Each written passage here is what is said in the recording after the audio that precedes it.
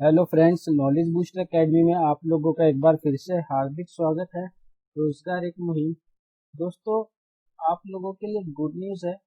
वो good news क्या है दोस्तों? यूपी पुलिस ने अभी डिक्लेयर किया है कि वो 6000 एसआई यानी कि दरोगा, ठीक है, दरोगा की भर्ती निकालने वाली है। और 1400 जो पोस्ट है उसके पास, वो हमारे मिनिस्ट्रियल यानी कि हेड कांस्टेबल, ठीक है, मिनिस्ट्रियल हम हेड कांस्टेबल को बोलते हैं। और इसके अंदर हमारे शॉर्ट हैंड यानी कि स्टेनोग्राफर, ये सब आते हैं, कंप्यूटर ऑपरेटर यानी कि टाइपिस्ट, वो आते हैं इसके अंदर। क्लियर है?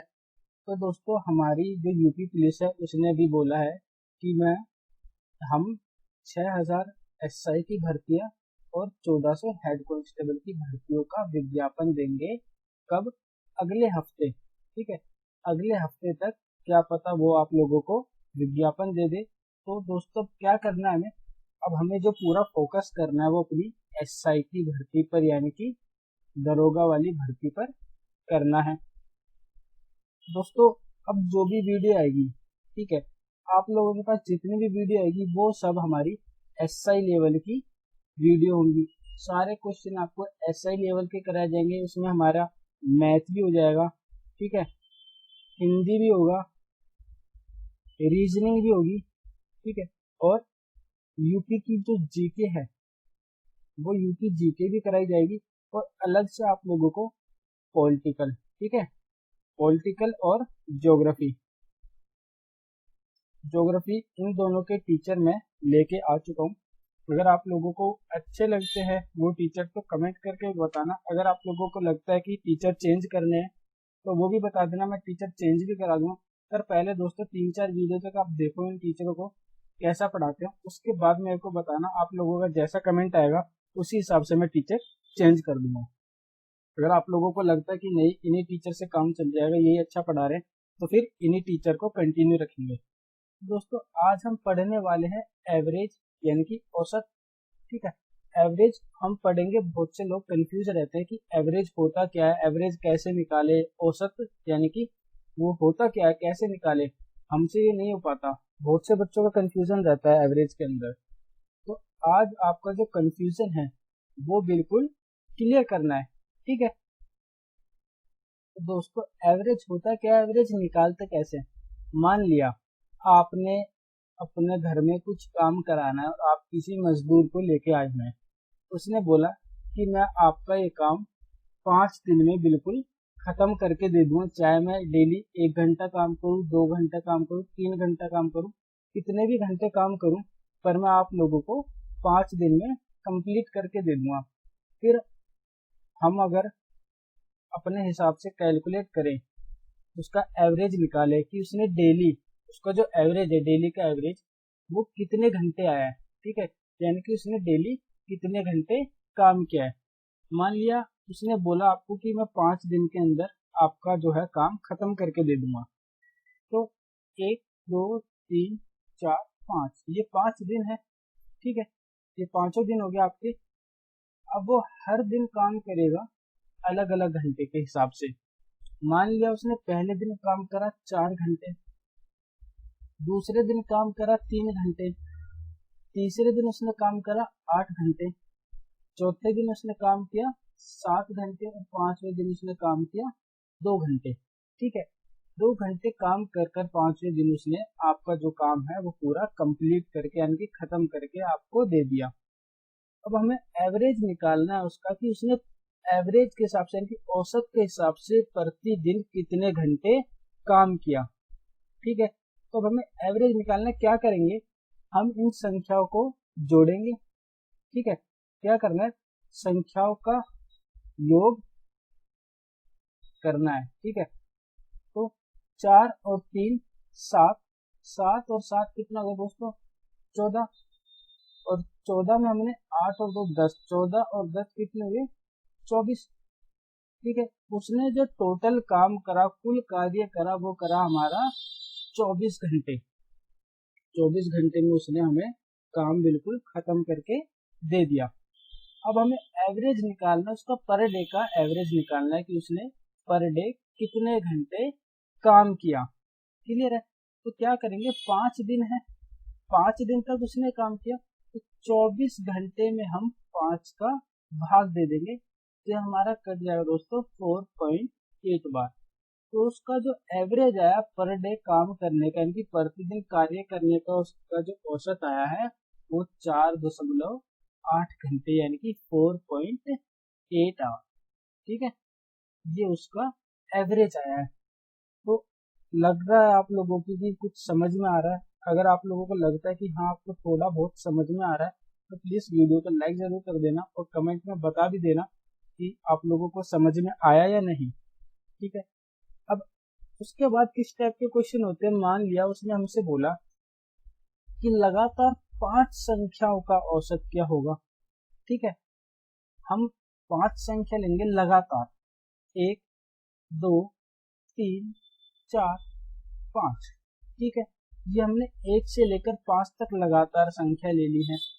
ठीक है, तो दोस्तों क्या करना है, अगर हमें लगातार संख्या मिली हुई है तो हमें उसके अंदर बीच वाली संख्या देखनी है। ठीक है, बीच वाली संख्या देखकर उसी को हम टिक कर देंगे, वो हमारा औसत होगा। या फिर क्या करना है, इन सभी संख्याओं का योग कर लो, ठीक है, और फिर 5 का भाग दे देना, तो आपके पास क्या आ जाएगा दोस्तों, औसत आ जाएगा। 5 4 9, 9 और 3 12, 12 2 14 और 1 15। हमने इनका योग किया 15। ठीक है, और ये टोटल कितनी संख्या है, 5, और 5 का भाग दिया 15 में, तो 3 बार कटा। दोस्तों क्या आया, 3 हमारे पास इसका उत्तर आ गया। और मैंने आपको क्या बताया था, बीच वाली संख्या देख लेना अगर हमें लगातार संख्या दी हुई है। ठीक है, तो जो बीच वाली संख्या होगी वही हमारा उत्तर होगा। या फिर एक और शॉर्ट ट्रिक है, क्या है इसमें, पहली संख्या और लास्ट की संख्या, पहली संख्या और लास्ट की संख्या का इन दोनों का योग करो और बटे में क्या रखना है, 2, क्योंकि हमने 2 ही संख्या तो लिए, एक हमारे पास पहली है, ठीक है, और दूसरी हमारे पास संख्या जो है वो लास्ट की है। 2 संख्या ली, बटे में 2 रख दो, तो इनका योग करा 6, और 6 में हमने 2 का भाग दिया तो कितना आया, 3। इस हिसाब से भी हमारे पास 3 आ रहा है। अब आप लोगों को कौन सा भी तरीका अच्छा लगे उस तरीके से आप क्वेश्चन सॉल्व कर सकते हो। उसके बाद आता है दोस्तों कि लगातार 5 विषम संख्याओं का या 5 सम संख्याओं का औसत क्या होगा। पहले हम कर लेते 5 सम संख्या। 2 सम संख्या वो होती है जो 2 से कट जाती है। ठीक है, 2 4 6 8 और 10, ये हमने क्या ले ली दोस्तों, 5 सम संख्या ले ली। ठीक है, अब एक चीज देखना, सभी संख्याओं के अंदर, ठीक है, 2 और 4 में कितने का डिफरेंस है, 2 का। हर संख्याओं के अंदर 2 का डिफरेंस आएगा, किसी को भी देख लेना, सबके अंदर 2 का डिफरेंस आएगा। तो इसी में भी सेम वही तरीका लगाना है, बीच वाली संख्या उठाओ और उसको टिक कर दो, हमारा आंसर आ जाएगा।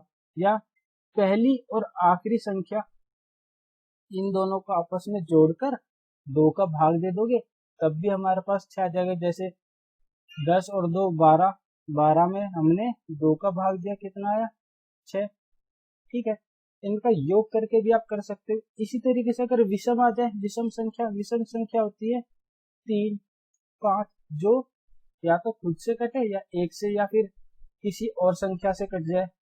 ठीक है, 7 9 और 11, जैसे कि हमारी 9 3 से कट सकती है, ये हमारी विषम संख्या होती है। अब इन संख्याओं को आपस में जोड़कर 5 का भाग दे दोगे, इन सब का योग कर कर 5 का भाग दे दोगे, हमारे पास उत्तर आ जाएगा। अगर ऐसे भी नहीं होता है तो फिर क्या करना है, पहली और लास्ट की संख्या, इन दोनों को आपस में जोड़ो, इन दोनों को आपस में जोड़ने के बाद 2 का भाग दे दो। जैसे 11 और 3 14 बटे 2, क्या आया, 7 आ गया, तो 7 इसका औसत आ जाएगा, एवरेज आ जाएगा। क्लियर है, उम्मीद करता हूँ आप लोगों को समझ में आ रहा होगा बिल्कुल अच्छे तरीके से। अब दोस्तों इससे रिलेटेड जो क्वेश्चन है, ठीक है, उन क्वेश्चंस को हम अब सॉल्व करेंगे। अब क्या है, पहला क्वेश्चन हमारा, निम्नलिखित संख्याओं का औसत क्या होगा।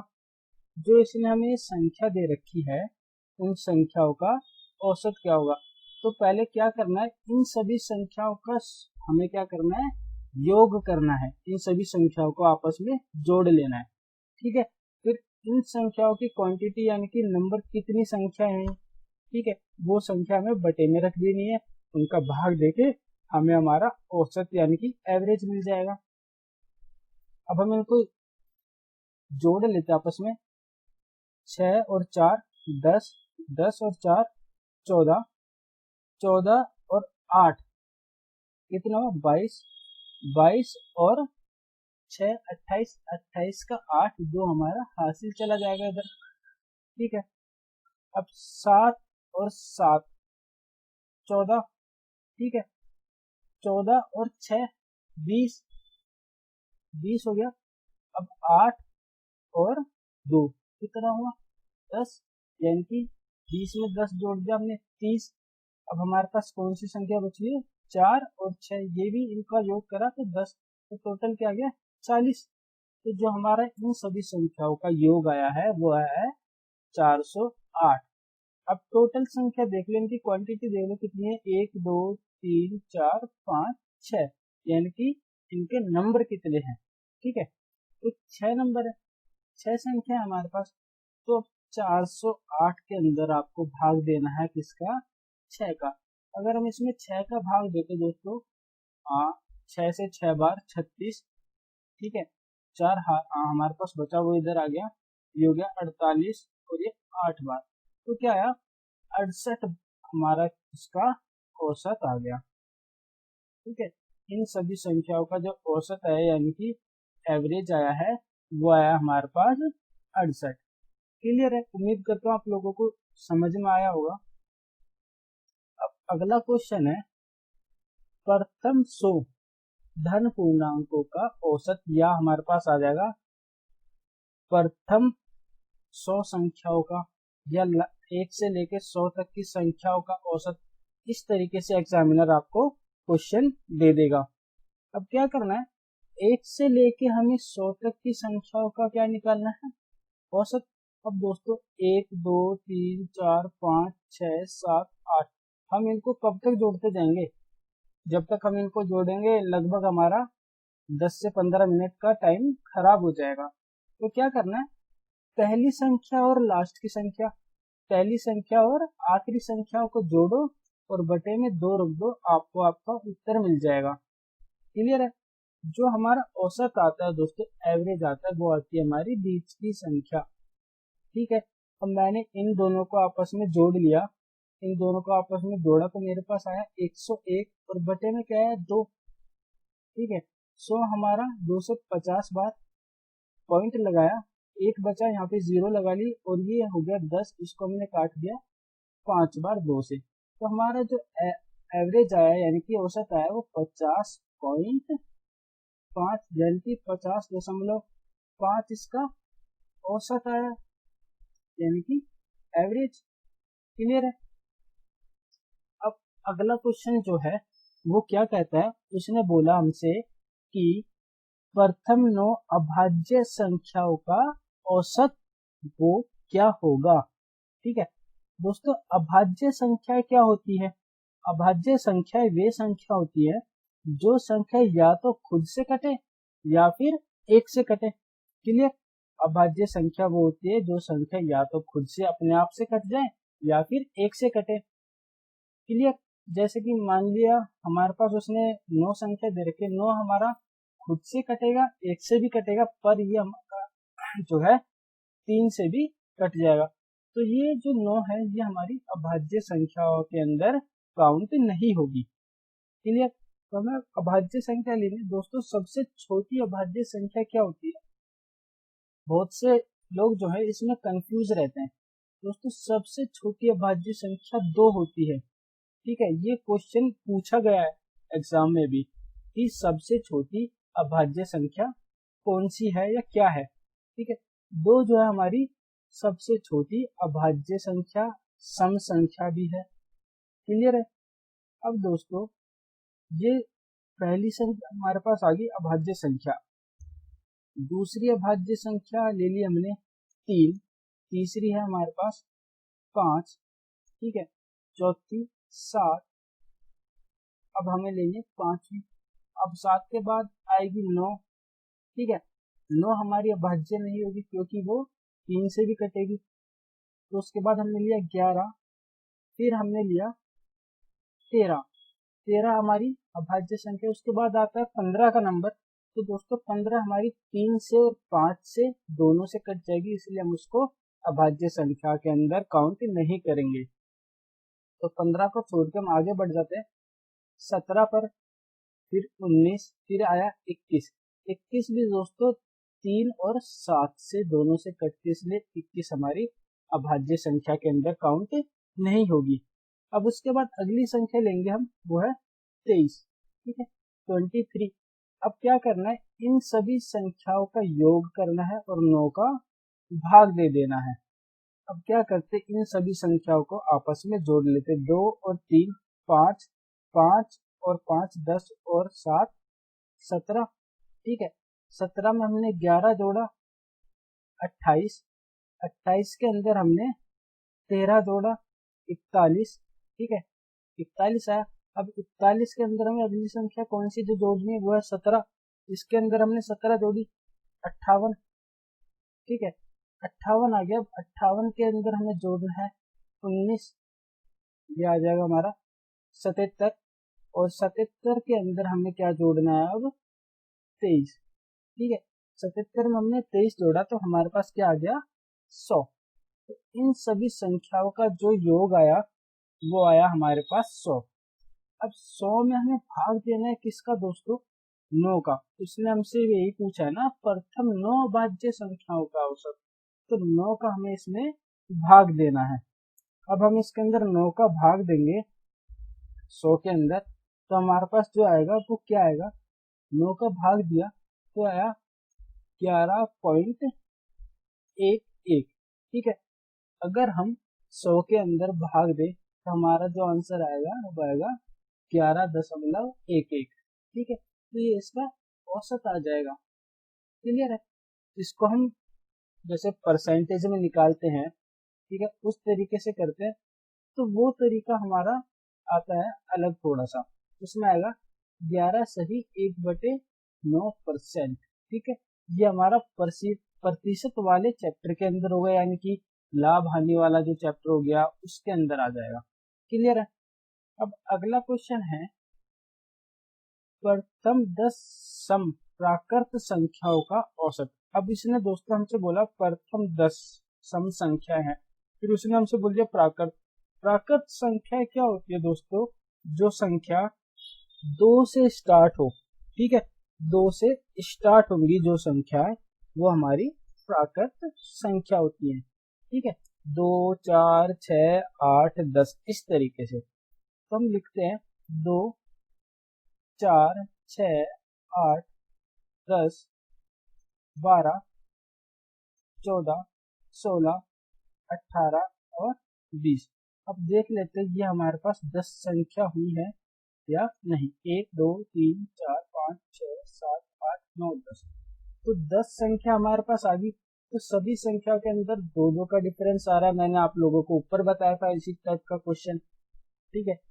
तो क्या करना है अब हमें, जिनके अंदर 2-2 का डिफरेंस या 2-2 का अंतर आए, तो उस तरीके में क्या करना है, पहली और आखिरी संख्या को उठाओ, उनको प्लस करो, यानी कि उनका योग करो और बटे में 2 रख दो, आपको आपका उत्तर मिल जाएगा।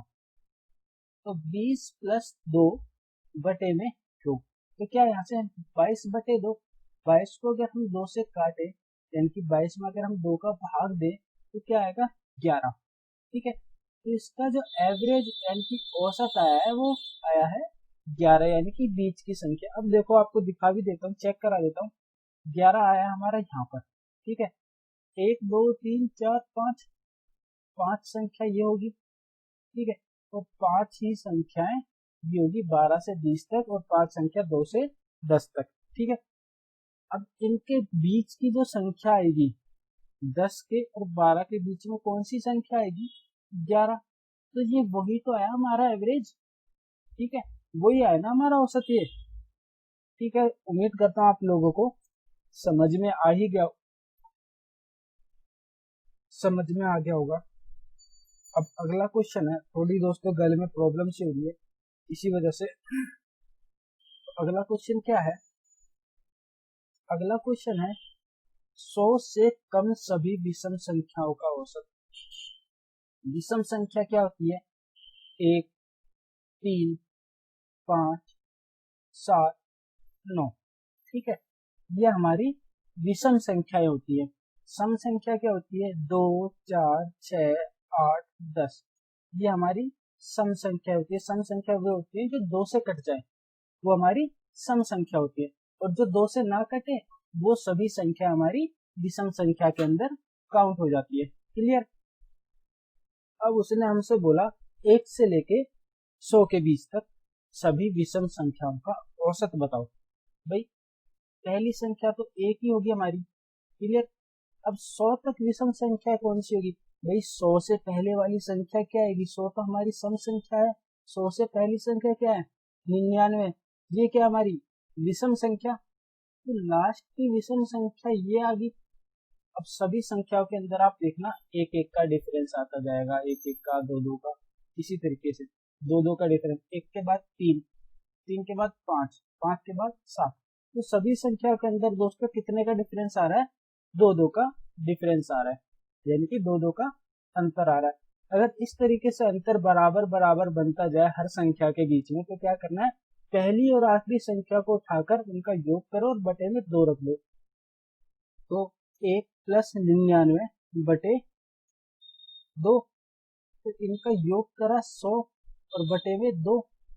तो क्या आया दोस्तों? हमारा औसत आया 100, हमारा 2 से कटेगा 50 बार, यानी कि 50 इसका औसत आ गया। क्लियर है? तो 50 इन संख्याओं का औसत आ गया।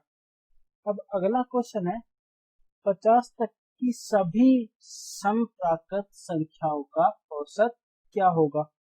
ठीक है, 50 तक की, 1 से लेके 50 के बीच में जितनी भी संख्या है सम हमारे पास, उनका हमें औसत यानी कि एवरेज निकालना है।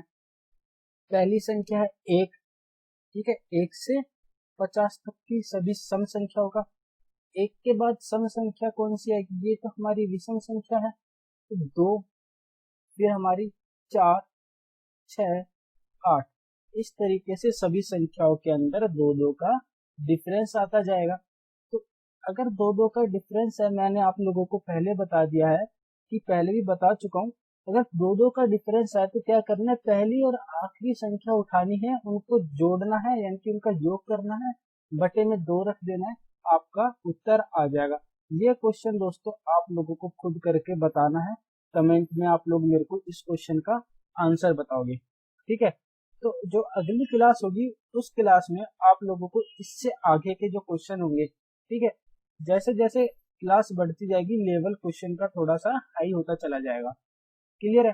तो इससे जो अलग है, इनसे जो हार्ड लेवल के क्वेश्चन है, धीरे धीरे स्टेप बाय स्टेप आपको मिलते रहेंगे। इनकी हर क्लास के अकॉर्डिंग आपको क्वेश्चन मिलेंगे। जो मैं कराता हूँ बिल्कुल बेसिक से स्टार्ट कराता हूँ। जिस तरीके से मैंने पढ़ा है, जिस तरीके से मेरे को पढ़ाया गया है, उसी तरीके से आपको कराऊंगा। तो दोस्तों उम्मीद करता हूँ आप लोगों को वीडियो पसंद आएगी। और दोस्तों अगर आप लोगों को वीडियो पसंद आए तो प्लीज चैनल को सब्सक्राइब जरूर करके जाना, और वीडियो को लाइक भी कर देना एंड शेयर भी जरूर कर देना।